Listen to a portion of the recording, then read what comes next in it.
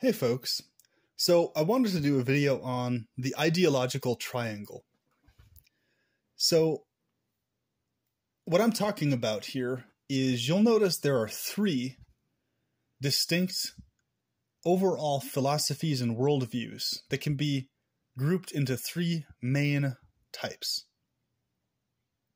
And within these three types, you have various subsets and views that are leaning towards one more than the other. So if you think of this triangle in terms of the points of the triangle being the farthest point of each of these ideologies, the greatest idealization of them, right?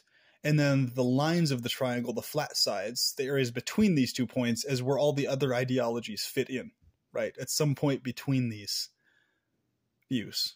Or if you look at the triangle from a hollow perspective, you have an ideology and it will be somewhere on the spectrum of leaning more towards one of these ideas than the other, right? So this is very important. I'm going to actually do a graph or a diagram of this pretty soon.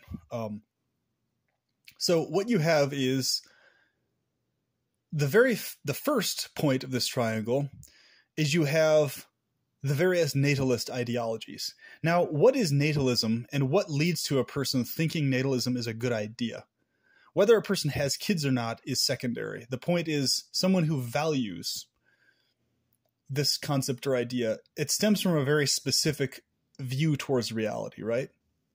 Whether that's conscious or subconscious. And that view is they value the existence of pleasure and pain together as these coexisting principles.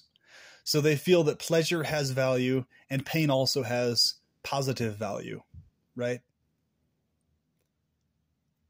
They think various things along these kind of lines.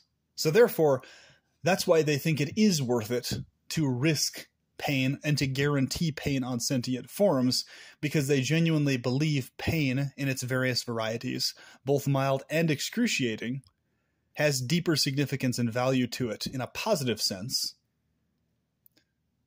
And they think pleasure is interdependent on that pain to some extent for it to be valued and have meaning and significance, right? That is the natalist psychology. And that's what drives all variations of natalism. And ideologies like the Judeo-Christian ideologies and everything within that fold are various kinds of this natalist psychology, right? And many other ideas, many secular viewpoints also have the same stance, where they think it is worth the risk. That's what defines natalism. It's specifically, they answer and they have the stance inside their consciousness, yes, it is worth the risk, and it is worth the guarantee, not only the risk, they think it's worth the guarantee of pain being inflicted on sentience, of exploitation being inflicted on sentience. They think it's worth the guarantee of that. As long as pleasure exists in some form, or at least as there's a possibility of some pleasure, they think it's worth the guarantee and it's worth the risk both. That's how they're wired. Philosophically, ideologically, physiologically, they're wired that way. Okay? So they're in a completely different headspace, a completely different world from the antinatalist worldview. Totally different. Very different world from the ethicist worldview. Now, and however, this is why there's various tiers. And if you look at your idea, your perspective you have, you'll find that you fit into one of these three. So the next one is the perpetual pleasure ideologies, the one that I espouse, the various Gnostic views, right? Where the ideology is to perpetuate pleasure to the max, eternally, as much as possible, continually, obsessively. And that is the goal of life. That's the purpose. Benevolent hedonism, right? And that is the way to go about existence, and that should be the drive and focus of everything we do. Perpetuation of pleasure, assurance of that, containment and locking away and prevention of agonizing exploitation and pain. Perpetual pleasurism, transhumanism, right? All of these things fit within the same ideological fold and various degrees of it. So that's the other point of the triangle, right? And it's the idea that no pain at all has any no excruciating pain specifically has any value or use of any positive kind, and it should be eliminated entirely, ideally, or minimized and prevented as much as is possible while maintaining pleasure and while perpetuating pleasure to the max. So it's this separating out of pleasure from pain and exploitation and torment. It's separating the two out, right? By force. So the third ideology is the ideology of ephilism, voidism, right? Non-existent-ism, elimination of sentience-ism, all these various kinds of ideologies, right? Oblivionism, whatever you want to call it, right? And various types of nihilism fall into this fold, right? Also, on each of the viewpoints have their own slightly different takes on things, but the point is, their conclusion is, at the fine point of that conclusion, their conclusion is that the ideal is no sentience existing whatsoever, or very minimal sentience existing if it has to exist in some form, right? So either absolute no sentience existing or absolute minimal sentience existing that does not experience pain or pleasure. That's basically their goal, right? This idea of ideally a state of no sentience at all, experiencing anything, or if that's not possible, a state of sentience experiencing only a neutral state that's not a pleasured or a pain state. If sentience has to continue experiencing something, right? That's basically those stances. So you have Buddhism kind of is in that direction, right? It's kind of on the tier towards that point. Although it's not necessarily all the way there, it's in that direction, basically, right? And I would say ephilism is basically the ideology that's all the way at the end of that point, right? And so think about this for a minute, folks. These three different ideological folds, and you'll notice that depending on your life experiences, how you perceive life, the degree of pleasure you experience in life, this will determine heavily which of these three you vouch for the most and which of these three you idealize the most. Heavily. And it'll also have a lot to do with how you're wired physiologically and mentally and otherwise, right? So what's interesting, and this is why I mentioned earlier, take note of this. You have one side of the triangle that's between the natalist views and the ethicist views. Now, what do they both have in common? These two views have in common the fact that they have this co-equal or codependent idea of pain and pleasure. Their concept or their idea is that pleasure and pain are these things that automatically always have to be interconnected. So you can't really actually have one without the other. That's the concept that actually unites, ironically and bizarrely, the side of the triangle that is the natalist view and the ethicist view. Isn't that fascinating? So you'll have these like intermediate views that unite 2 points of the triangle, but that the other point has nothing to do with. So in that case, those two views value pain and pleasure as these co-equal, codependent things eternally, right? That if one exists, the other has to exist automatically. Whereas the Gnostic antinatalist perspective, the perpetual pleasure perspective, the transhumanist perspective, has a distinct view of that that's completely at the opposite end, that doesn't agree with that premise. The view is that pleasure is a very distinct thing from pain and can be completely, entirely separated out from all forms of pain. Or at least very close to that. The idea is to purposefully separate the two out, artificially if need be. But the view is not that they're these codependent things that have to correlate with each other or have to coexist at all. Quite a different view. And then go to the other side of the triangle, the other flat point, the part between the Gnostic antinatalist views and the natalist views, right? And what do they have in common? They have in common the consciousness that pleasure itself is worth continually pursuing and engaging in. But the natalists have a different perspective of it where they value pain along with it, whereas the Gnostic antinatalists, transhumanists, perpetual pleasurists do not view it that way. Their attempt is to separate pleasure from the pain and eliminate and minimize the pain, right? But they have in common the valuation of pleasure in a way that the ethicists do not value pleasure. Isn't that interesting? And then go to the other side of the triangle, the other flat point. other flat part, between Gnostic antinatalism, perpetual pleasurism, and Ephilism, voidism. Between those two, what do you have in common between those? You have in common the recognition that pain is a massive problem and that it is not worth risking pain. It is not worth imposing pain on other sentients under any circumstances. It's never worth it. That's the common ground between Ephilism and antinatalism. Now, the Ephilists have a different perspective, that to go all the way and just eliminate the entire thing altogether, whereas the antinatalist perspective is to, the Gnostic antinatalist perpetual pleasurist perspective is to have a nuanced stance towards it where you maximize pleasure and minimize pain, but there's not any kind of hope that pain is literally able to be eliminated entirely at any point. Although the maximization of pleasure and minimization of pain is the focus, it's looked at from a nuanced perspective where it's not considered realistic for sentient experience to ever be eliminated under any circumstances, right? And so pain is basically this thing that needs to be handled and contained and minimized to the minimum, if not completely eliminated, versus trying to eliminate both pleasure with the pain, right?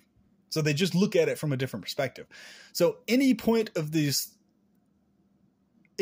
triangle, any one of these 3 points, you'll notice that those are the types of videos, those are the types of people that you tend to jive with, depending on which point of that triangle you align with, right?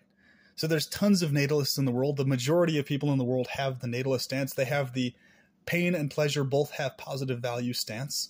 They have the consciousness that it is most of the time worth guaranteeing pain along with pleasure on sentience is here, and that it's worth imposing pain on sentience and risking that.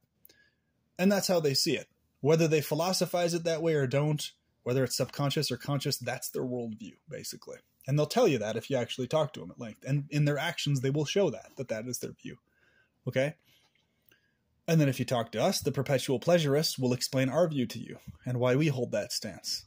If you talk to Ephilists and Voidists, they'll explain to you why they have that stance, right? So basically, the antinatalist world is the one flat side of the triangle, where on either end you have perpetual pleasurists, transhumanists, Gnostic antinatalists, thus the name of my channel. And then the other side, the other opposite end, you have Ephilists, Voidists, as well as nihilists and everybody else in that direction on that side of it. And then you have all these ideologies that are kind of on the fence between the two, that are kind of undecided, that may lean more towards one than the other, but aren't like all the way on either one, you know? In between the two. And that's the fold, that's the world of antinatalism. It's those 2 extreme points, and then it's every view in between those 2 extreme points that constitutes everything to do with antinatalist psychology and views. And then you have the other opposite end of that triangle between Ephilism and natalism that they hold in common, that the perpetual pleasurist has nothing to do with in terms of the scope of how they see things. And then you have the other side of the triangle, the flat part opposite the Ephilist point of the triangle, that Ephilists have absolutely nothing to do with at all in terms of this idea of wanting to ensure perpetual pleasure all the time. That is the thing, though, that natalists and perpetual pleasurists have in common within the antinatalist fold. And then, of course, you have the other triangle that natalism has literally nothing to do with, where we recognize pain is never worth it under any circumstances. We just have different stances on how to deal with the thing, distinguished from each other, right? The perpetual pleasure view versus the Ephilist view. It's just different perspectives of how to deal with the problem of pain that's recognized as only a problem and not a good thing at all. Whereas the natalist view views it as something that is like this required necessity of reality or something like that, right? So I've thought about this the last couple of days, and I'm like, isn't that fascinating? Like every ideology, every view anywhere that you can think of will literally fit somewhere on this philosophical ideological triangle. It will. And like, there's not a single view you can have that will be outside of this ideological triangle. There isn't. There's none. It'll be one of those 3 views, or somewhere in between those 3 views. Isn't it interesting? Right? So basically, Ephilists and antinatalists were constantly speaking against the third side of this triangle, where like these people who value pleasure and pain and that those things should keep going and keep existing are really stupid in psychology. It's really ridiculous. That's insane. And then the natalists, they're doing the same thing with either of our sides of the triangle. But what's interesting is sometimes natalists will shift to a voidistic perspective, right? And then they'll start scoffing at this perpetual pleasure idea, or they'll shift to a perpetual pleasure idea and start scoffing at voidism and natalism. So it's literally how people are wired, folks. Which view or which stance they're going to have and which idea they're going to hold to, right? So reality, this thing is happening, right? This thing that we call sentience is going on. And basically it's just up to us, okay, what stance towards sentience do we have? Do we have a stance that's one point of this triangle, an ideology or perception? Or do we have a stance or idea that's somewhere in the middle of the three, or between, at one flat of the triangle, between two of them versus all three, right? You know? So I challenge folks to try to find an ideology anywhere that's not one of these three in nature, right? Or try to find an ideology that's literally smack dab in the middle of all three of these. It's going to be very challenging, right? Even Taoism or Taoism, I mean, you can see that these ideologies, they basically correlate more towards one side. I would say even Taoism or Taoism leans more towards the natalist view than anything. But it's more like an acceptive view of reality. It's like, it would be somewhere towards the middle of the triangle, close to the middle, but it's slightly towards the direction of the natalist worldview, where basically there's this acceptance of pleasure and pain as these coexisting things of reality, versus this psychology of we need to actually eliminate pain entirely. It's you need to embrace this constant back and forth of pain and pleasure as reality. So therefore, it's towards the middle of the triangle because there's certain amounts of antinatalism, perpetual pleasurism, and voidism there mixed in, but it tends to lean still more towards natalism. It tends to lean more towards pain and pleasure perpetually, kind of a concept, right? And same thing with Buddhism. You can notice this. It basically is, it leans more towards the Ephesus stance. So it's towards that direction of the triangle, right? And then other ideas that have to do with like heavenly states, and they lean more towards the perpetual pleasure concept, but they're still closer to the natalist view, where they're not attempting to actually eliminate the existence of pain and its potential as an actual focus. They're just, okay, there's a paradise state, we want to get to that, but we're just going to let this still go on with the pain and pleasure, right? Basically. So it's fascinating to think about, you know, and like it's people commenting, people talking, you can see which point of this triangle they're actually in alignment with the most, right? So I encourage you to be aware of that and maybe start bringing up this topic to people, the philosophical triangle, you know, it's something we as antinatalists can start and spread to simplify a lot of these concepts to people. It's like, okay, you know, are you a perpetual pleasurist? Are you an ephealist? Or are you a natalist? Which one? Right? It's going to be one of the three, you know, or some combination of the three. I mean, there's really no way around it, you know?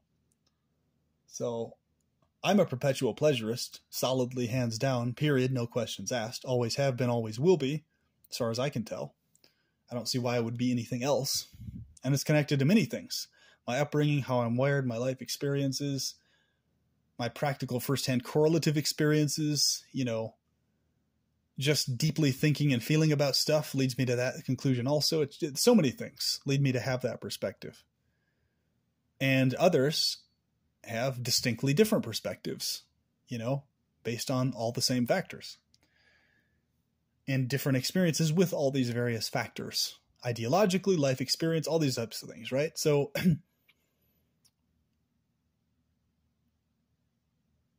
versus looking at things from a perspective of, okay, this is right and this is wrong, have a perspective of, okay, how is this person physiologically wired? And look at it from that perspective. Because it's more accurate. Versus this person's correct, this person is wrong. It's more like, okay, this person is aligned with wanting perpetual pleasure. This person is aligned with wanting an elimination of sentient experience.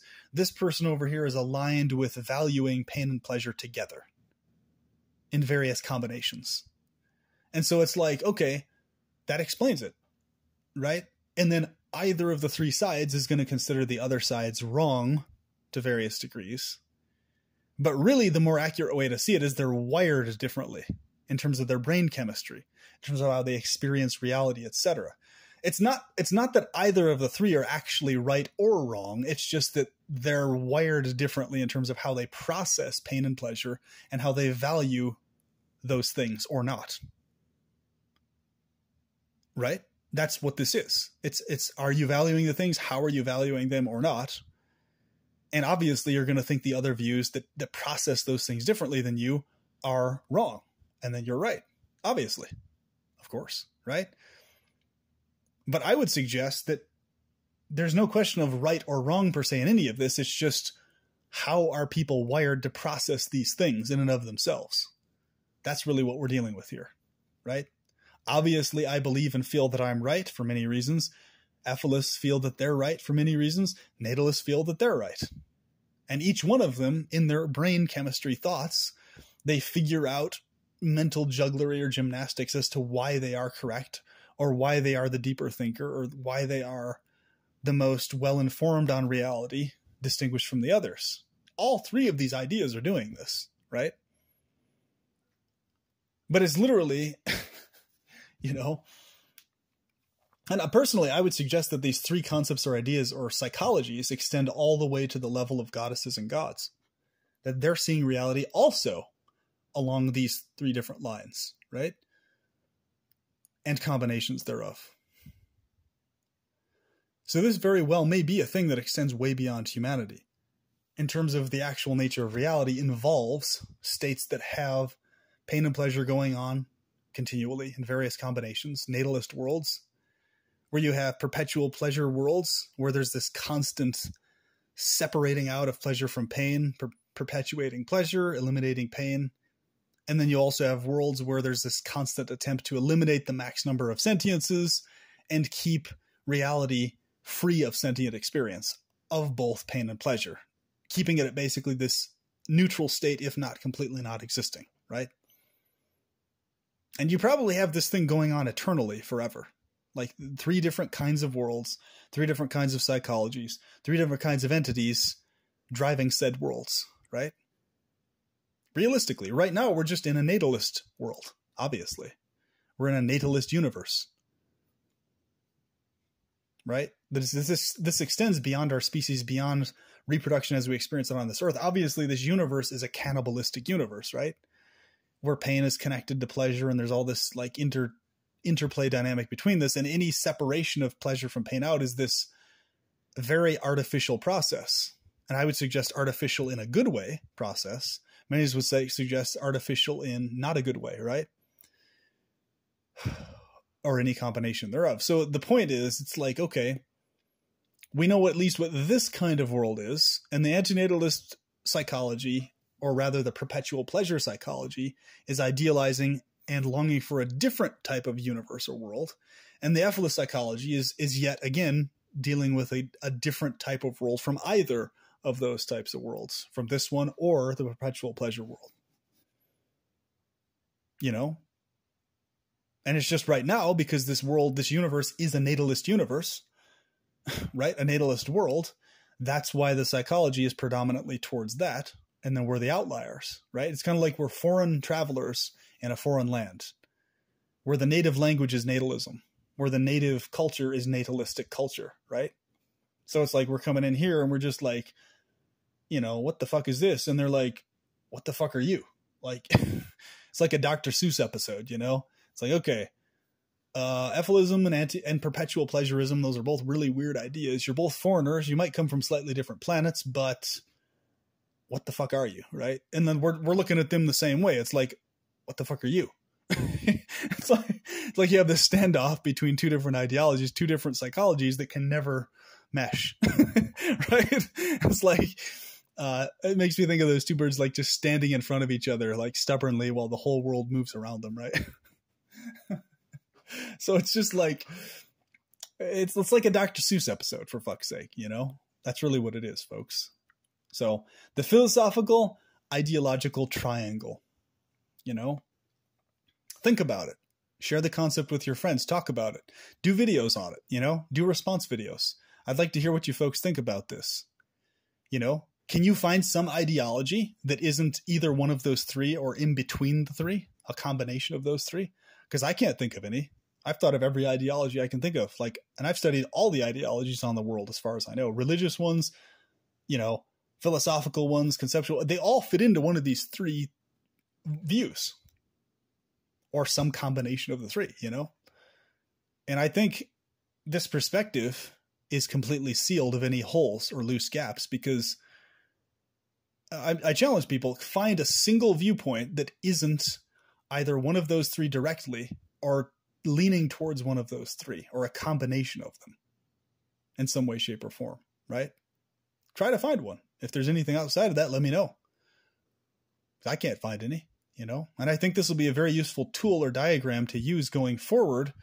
So literally a person could just like do this little slider and point where their ideological viewpoint is tending towards. And you could have these little intermediate areas within the triangle, a center point, like as to what their idea is. And people who are just completely undecided on any of it just would basically be smack dab in the middle, right? Until they have some sort of a philosophical view, then they'll tend towards one of the 3 points, right? Or one of the 3 sides, rather. If they agree with 2 of the ideas, but not the 3rd, you know? So it'll be a very quick, easy, convenient tool for people to use to be like, okay, just like highlight, boom, a part of this triangle. That's my ideological fold. And it'll save people a lot of time. It'll be like, okay, we know what your views are, why you lean towards those. Our views are over here in this fold, in this area. And it'll save people a lot of time, because if people have a stance or a philosophical view, very rarely and very unlikely will it shift unless a lot of time passes and unless a lot of other ideas are presented to them over a prolonged period of time that they consider for a long time and sit on and all this other type of stuff, right? Then they might shift their view after time. But for the most part, it's pretty redundant to try and get people to switch their views quickly or very fast, because, you know, when people have a view, they tend to hold it quite long, for quite a while, right? So it's a better use of time to just acknowledge where someone's view is at on this triangle and then just kind of leave it at that. So you don't have to spend hours and hours and weeks discussing stuff back and forth, when really what you're dealing with is somebody's wired different from you, and that's why they're not able to change their view. And somebody else is wired different from that person. That's why they're not able to change their view, because their brain chemistry is wired differently. It's not even... And it comes to a point, it's not really even about some like formulaic, okay, this idea is good for this reason. It's more like, okay, that person is biochemically wired that way to think it's a good idea versus not, right? That's a lot more what it is than it is whether the idea itself is in fact actually the better one or not.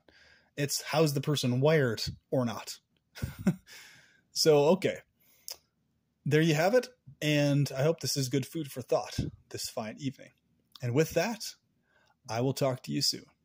Be sure to like, share, and subscribe, and spread the word.